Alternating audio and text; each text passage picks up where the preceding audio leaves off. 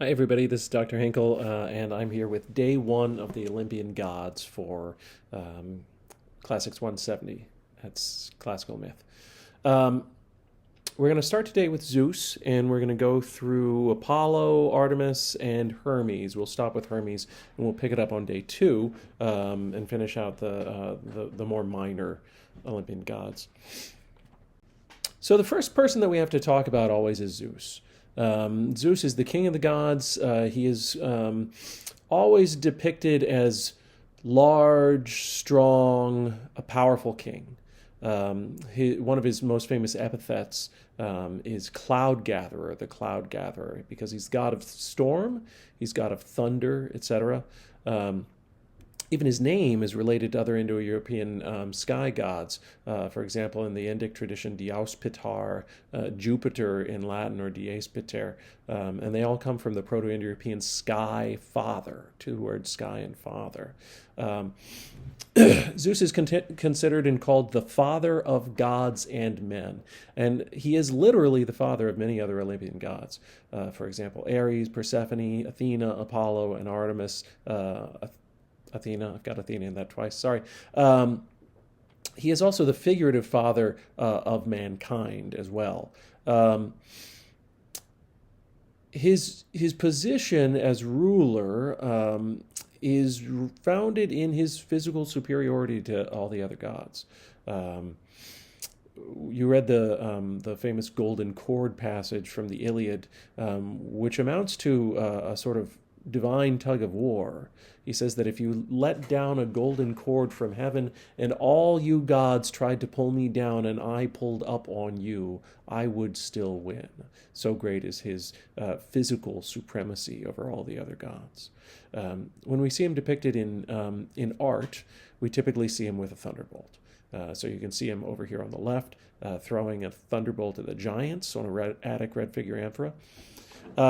We also see him associated with the eagle, the king of the birds, and we see him with a scepter representing his divine authority, his royal authority. The thing about Zeus, though, is that although he is in some ways analogous to God in the monotheistic traditions, he is very much not analogous to God when we think about morality. Zeus is not constrained by, even by the rules of morality that bind on men. And when we look at him across Greek mythology, we see a god that sometimes is without moral limits. The question of are the gods moral is probably more acute for Zeus than for any other god. We see that his wife is his sister, and so he's guilty of incest. He's constantly guilty of adultery. We see him with, to name just a few, humans Danae, Leda, Io, and Europa, all of which hires his wife. And we can connect this to sort of a changing sense of what the gods are over the course of Greek history. In early Greek history, the gods are essentially portrayed in Homer and Hesiod as powerful men, very, very powerful people that are beings that are like humans in many ways, including their flaws. And so if you take a very powerful king, you're going to expect him in many ways to trample the rules of morality that bind on other less powerful people. The other thing that we can say about Zeus that's a little bit surprising is that his relationship to the concept of fate is not as straightforward as we might think. Sometimes Zeus's decrees have the force of fate. In other words, Zeus is fate. But other times, for example, in the Iliad, we see that some external sense of fate and necessity binds all the gods, even Zeus. So, for example, in the Iliad, Zeus, despite his protests, must suffer the death of his son Sarpedon in battle. And it's something that he's depicted as having some control over, but ultimately not being able to change. The next god that we need to talk about is, in fact, Zeus's wife, Hera. Hera is the goddess of marriage. She is the queen of the gods because she is the sister and wife of Zeus. When she appears in art, she typically looks like a queen. We see her with a scepter or a crown. Her bird is the peacock, which is a very regal animal. She's notable in myth primarily for her subordination to Zeus, something that makes her angry and resentful often. She's usually depicted as a jealous wife because of Zeus's many adulteries, and she's defined by her vindictive attitude towards the women and even their offspring. So the children of Zeus and some poor woman that he may have raped. For example, we can look at Semele. Semele was the mother of Dionysus. And when Zeus was having an affair with her, Hera tricked her into demanding that Zeus appear to her in his full glory, as he would appear to Hera. And that, of course, would be fatal to a human being. But as the logic of myth goes, Semele forced Zeus to agree to do it, and then she was killed. For another example, we can take Io. Io was a beautiful young woman who Zeus had an affair with, and when they were caught by Hera, he changed her into a cow. And Hera punished this cow. First, Hera made Zeus give her the cow, and then she punished the cow by sending the first horsefly to pursue her across the earth all the way as far as Egypt. But the most famous example of Hera's jealousy and vengeance is Zeus's most heroic son, Heracles. The story goes, and we see this in Homer, that one day Zeus bragged among the gods that one of his offspring would be born this day, who would rule over all those around him. And as the story goes, Zeus's word, of course, once spoken, is unchangeable. And the story goes that Hera was able to prevent the imminent birth of Heracles that day, and instead was able to speed up the birth of Heracles' cousin, Eurystheus, who was Zeus's descendant through Perseus. And so Heracles was born to a life of servitude because his cousin was accidentally born before him. Hera pursues Heracles throughout his life, which is an ironic fact because his name means glory of Hera. But Hera pursues him throughout his life. He suffers madness and kills his wife and family, and then he's forced to serve Eurystheus as punishment. His 12 labors are in the service of Eurystheus as punishment for killing his wife and family. Over on the right, you see the Farnese Heracles. This is a copy of the Greek bronze by Lysippus. You can go and see it in the Naples Archaeological Museum. It's enormous, very powerful sculpture to see. So we've talked about Zeus, we've talked about Hera. The next one we want to talk about is Poseidon, who is the god of the sea. He is a brother of Zeus. He's the god of sea and sea storms. And, perhaps surprisingly, he's a god of similarly violent earthquakes. So in Homer, we find him called Inosegaios, shaker of the earth. We hear about an early division of powers between Zeus and his two brothers, Poseidon and Hades, and that they drew lots, and that Zeus received the sky, Hades received the underworld, and Poseidon received the sea. Over on the right, we see him riding what's called a hippocamp, which is a sort of seahorse. perhaps surprisingly as well, Poseidon is also the god of horses. He's closely associated with horses. We find him called Poseidon Hippios, Poseidon of horses. Um, there are a couple of specific stories that we associate with that. One is that horses themselves were created from the god semen when it falls on rock. We also hear that he turned himself into a stallion to pursue the goddess Demeter, who had turned herself into a mare to escape his pursuits. But perhaps the most famous part of his association with horses involves his being the father of the Athenian hero Theseus. And Theseus famously has a child, Hippolytus, whose name means destroyed by horses. Euripides writes a play about Hippolytus. In fact, he writes two plays. The one that survives is exceptionally good. But Hippolytus in the play is dedicated to chastity, and unfortunately for him, I guess, his stepmother, Theseus's wife, but not Hippolytus's mother, falls in love with him, makes an advance on him. He rebuffs her because he's dedicated to chastity, but she commits suicide and leaves a false note saying that Hippolytus raped her. And as a result, Theseus calls down a curse on his son, a curse from his father, Poseidon.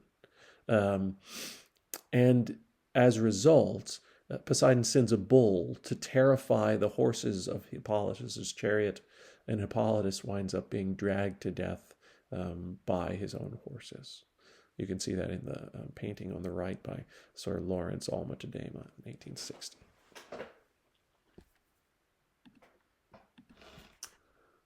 Probably next most important among the goddesses is Demeter, who's the goddess of the earth's fertility. She's the goddess of the harvest. She's worshipped in Athens at the Thesmophoria, an autumn harvest festival before the sowing. And the myth that she's most famously associated with is the myth of Persephone. Demeter is the mother of Persephone by Zeus. And we hear all about the story of Demeter and Persephone in probably the 6th century Homeric hymn to Demeter. In this hymn, Persephone was given to Hades in marriage by Zeus, and she didn't know about it, and so Hades comes and abducts her.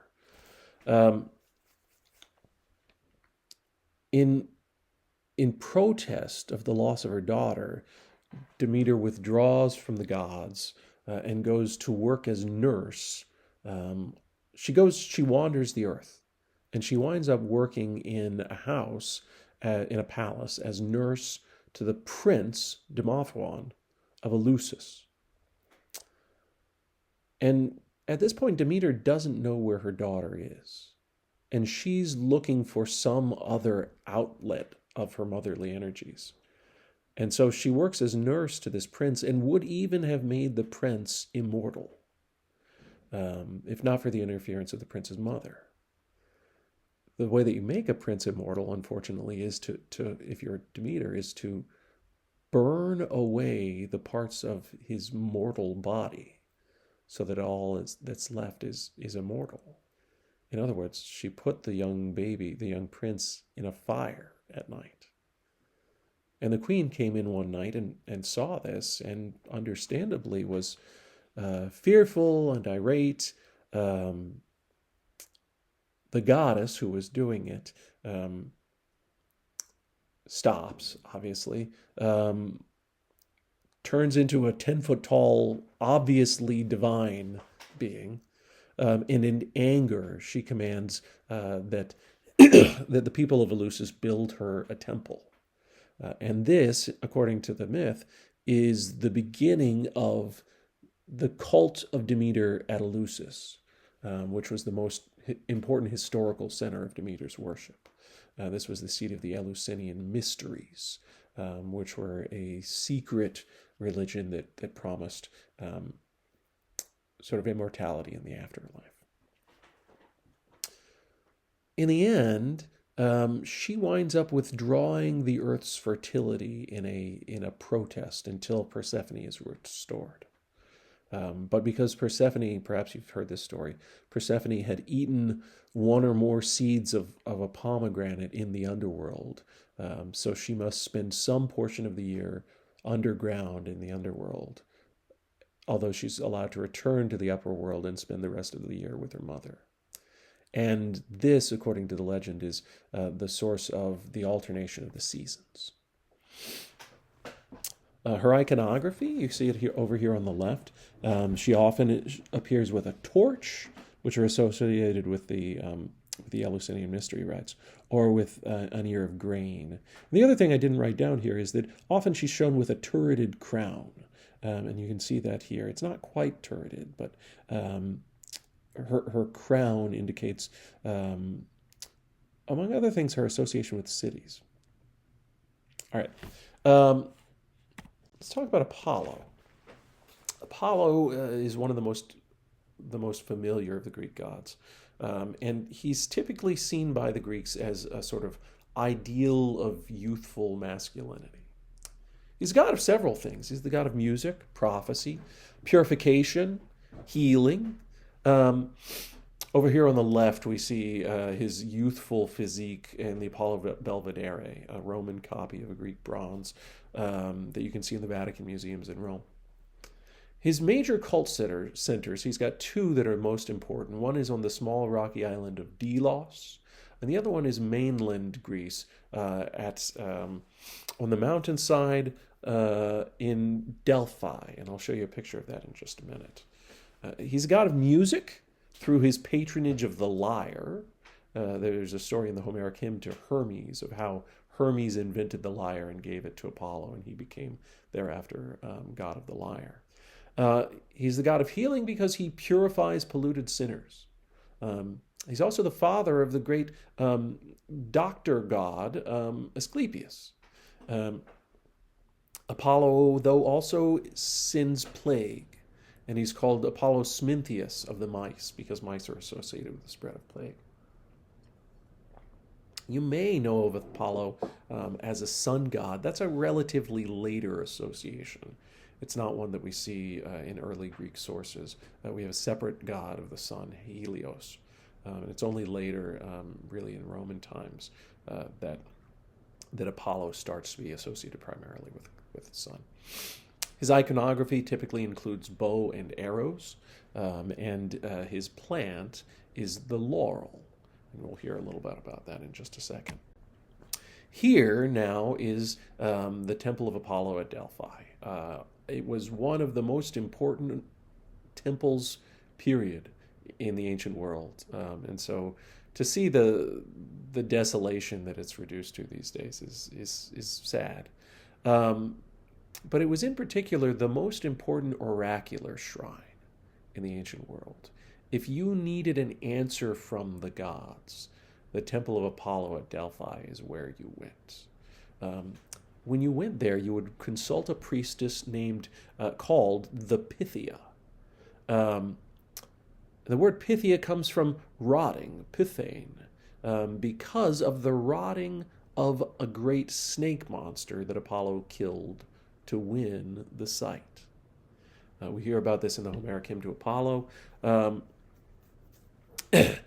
When the Pythia is possessed by the god Apollo, she speaks to the priests who write down the god's reply, of all things in hexameter verse, in poetry. Her replies, though, are famously puzzling, and many times it's impossible to work out exactly what Apollo meant. So Apollo is sometimes called Loxias, he who speaks obliquely. Perhaps the most famous example of this is the King Croesus, the Lydian King Croesus, who asked the god whether he should go to war with the Persians. And he heard back, "You will destroy a great empire if you go to war with the Persians." Of course, thinking that this meant the Persian Empire, he did, but in the end it was his own Lydian Empire that he destroyed. The other example of, the other perhaps most famous example of Apollo's puzzling replies involves Oedipus. And Oedipus was told that he would kill his father and marry his mother. And at this point, he was living in Corinth, and he thought that the king of Corinth and queen of Corinth were his mother and father, and so he never returned home to Corinth.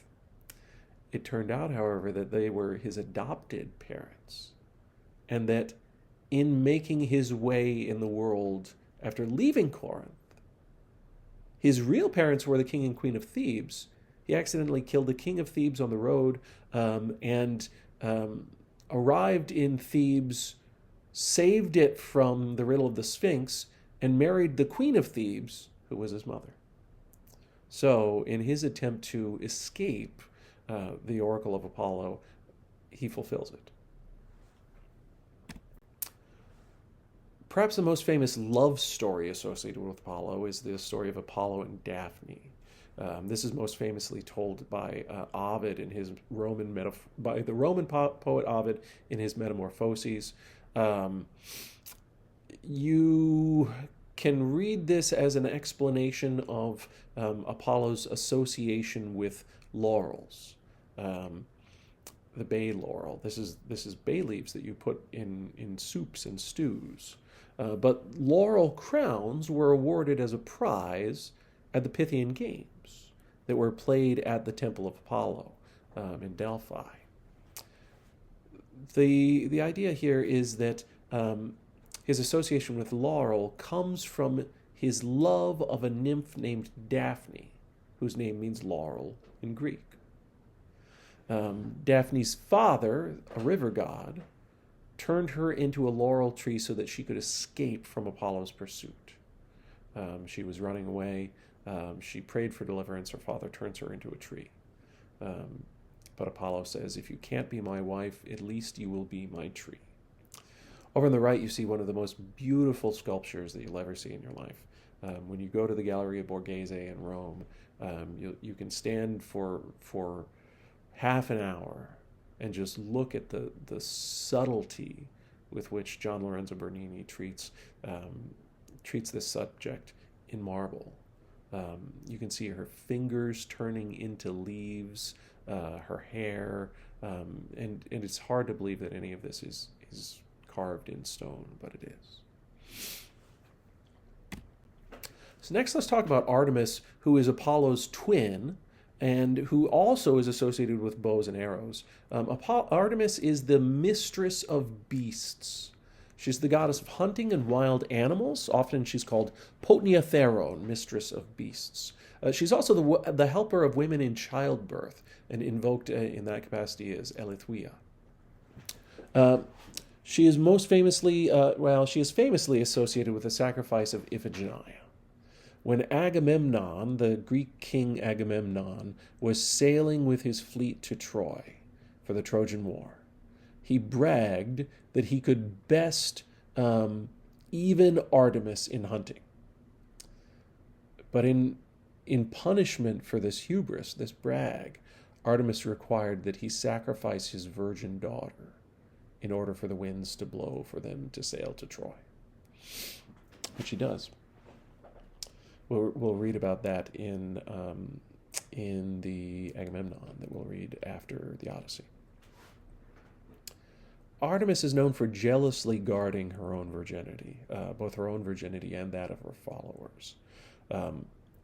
Hippolytus, as I've mentioned, was devoted to chastity and virginity because he was a devotee of Artemis. And the trouble that he gets into in Euripides' play is because his chastity and his immoderate devotion to chastity offends Aphrodite, who's the goddess of love and sex. And then it is Aphrodite who sets in motion the events that lead to his destruction. One of the other famous examples of Artemis's association with virginity involves the hunter Actaeon, who was also a moderate devotee of Artemis, but Actaeon accidentally saw Artemis naked as she bathed in a fountain in the woods. And even though he had no intention of doing it, she punished him by turning him into a stag for his own hunting dogs to chase and kill. Usually when we see Artemis, she's pretty obvious. She is the woman with a bow and arrows. Um, the last one that I want to talk about today is Hermes. Hermes is a trickster god. He is guileful. He's the god of herds, travelers, roads, thieves, heralds. He's the son of Zeus and the nymph Maya.